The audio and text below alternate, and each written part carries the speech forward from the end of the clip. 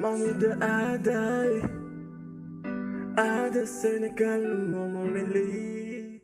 Bonjour à tous, donc on se retrouve aujourd'hui pour une nouvelle vidéo qui va porter sur le tutoriel du logiciel Excel. Comme on l'a dit dans la vidéo précédente, Excel fait partie des logiciels payants de la suite Office. Donc on va retrouver également PowerPoint avec le logiciel Excel. Une fois que vous avez ouvert votre logiciel, vous arrivez sur cette page-ci, donc vous arrivez sur la feuille de calcul. Donc cette feuille de calcul, elle s'appelle feuille 1, mais vous pouvez également la renommer en double-cliquant sur son nom actuel et en renommant à votre convenance. Donc là, pour ma part, je vais le renommer comme ceci. Vous pouvez également ajouter des feuilles de calcul en appuyant sur le plus, donc en ajoutant des feuilles. Pareil, en les renommant double-cliquant et en écrivant votre texte. Vous avez maintenant deux feuilles de calcul, la feuille numéro 1 qui est Ada et la feuille numéro 2 qui s'appelle Bonjour. Au niveau des fonctionnalités, vous allez retrouver des fonctionnalités similaires, voire les mêmes dans tous les logiciels de la suite Office. Vous avez tout ce qui est traitement de texte, donc le mettre en gras, italique, souligné, ou bien la couleur, la police, tout ça c'est identique dans PowerPoint. Vous pouvez également centrer votre texte, que ça soit à gauche ou à droite également. Sur des chiffres, vous pouvez mettre au niveau des pourcentages, ajouter des décimales ou bien réduire les décimales et vous pouvez modifier pour un chiffre si c'est plutôt un nombre, si c'est quelque chose de monétaire, donc au niveau de l'argent, si c'est une heure, une date, un pourcentage, vous changez à votre convenance. Quand vous écrivez quelque chose sur Excel, vous l'écrivez dans des cases. Donc imaginons, je sélectionne cette case-ci, donc pour moi, on est en C3 et vous avez son nom qui s'affiche juste ici, donc qui vous annonce qu'on est en C3. Et si vous voulez écrire, il vous suffit de cliquer dans la case et d'écrire tout simplement et entrer à chaque fois pour valider.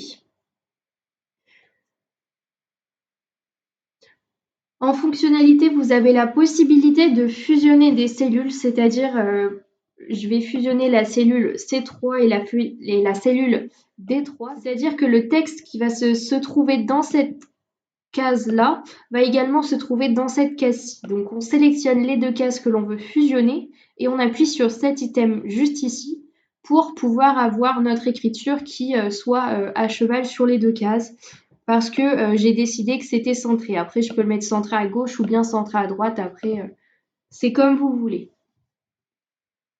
Au niveau des calculs, donc Excel est fait principalement pour les calculs, donc que ça soit via des tableaux ou bien via des graphiques.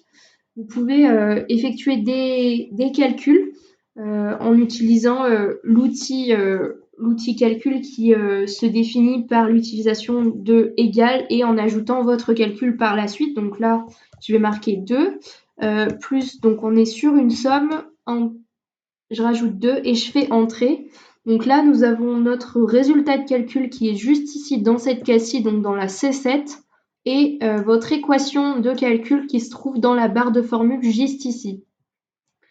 Important, le égal est toujours nécessaire. Il est obligatoire dans n'importe quel calcul. Si vous ne mettez pas de égal, vous n'allez rien obtenir. Par exemple, excusez-moi, entrée.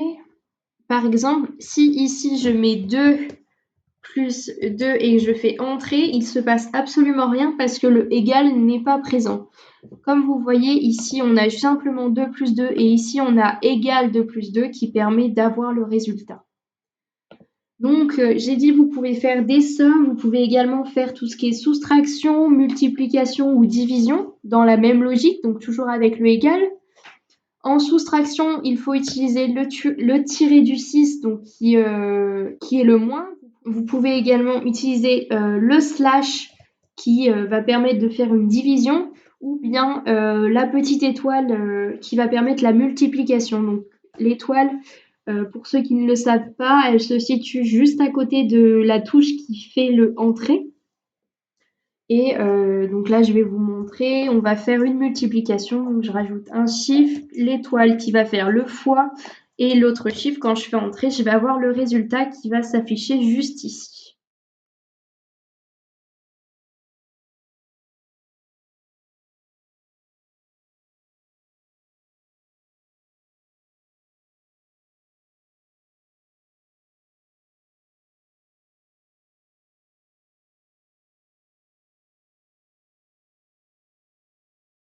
Au niveau des tableaux, quand vous avez suffisamment de données, vous pouvez effectuer un graphique, mais juste avant, pour la mise en page du tableau, vous pouvez ajouter des bordures, donc qui va vous permettre de structurer vos données et de mieux voir ce que vous écrivez, et ça va plus être joli d'un point de vue de présentation si vous devez le présenter. Rajouter des bordures est assez important, comme le fait de rajouter des couleurs de fond ou de mettre de la mise en page pour votre tableau. Je vais faire un petit tableau juste ici.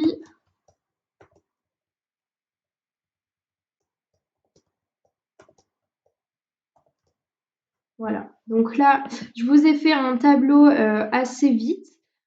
En plus des simples calculs, donc soustraction, multiplication, division ou somme, vous pouvez également faire des calculs plus compliqués, notamment avec les parenthèses. Je vais vous faire un petit calcul, donc toujours dans la même logique, le égal, vous rajoutez votre parenthèse avec votre chiffre. Là, je vais faire une somme, comme celui-ci. Je referme la parenthèse et le tout, je le divise par 4. Je fais entrer et donc là, on a le résultat de notre calcul qui est 1 avec notre équation de calcul qui est juste ici, qui montre que le 2 plus 2 est favorisé par rapport au divisé par 4. En autre calcul, vous pouvez également étendre vos résultats, c'est-à-dire que si vous avez un résultat, par exemple là pour moi dans la case B11, je peux l'étendre aux cases qui sont juste dessous pour pouvoir faire les calculs dans les mêmes colonnes, pour pouvoir faire les calculs dans les cases suivantes. C'est-à-dire ici, on va faire une soustraction de cette case-ci, donc du 1 qui va être moins cette case-ci. Quand je fais entrer, j'ai mon résultat. Et si je veux l'étendre, c'est-à-dire que la soustraction se fasse pour les cases suivantes, il suffit d'appuyer sur le petit carré en bas à droite de la il suffit d'appuyer sur le petit carré en bas à droite de la case et d'étendre tout simplement vers le bas vos résultats. On observe que le résultat est identique, mais bon, après ça, c'est un peu du hasard. C'est plus le fait que ce résultat va correspondre à cette équation de calcul, c'est-à-dire C11 moins D11, qui va nous donner moins 3. Et si on voit pour, par exemple, le suivant, celui-ci, dans la colonne B13, le résultat qui est moins 3, on a l'équation de calcul, donc en utilisant C13 qui est juste ici et D13, donc toujours en soustraction, ce qui nous donne également moins 3. Une fois que vous avez fait votre tableau, vous pouvez également faire un graphique à partir de ce tableau. Donc je vais compléter ce petit tableau.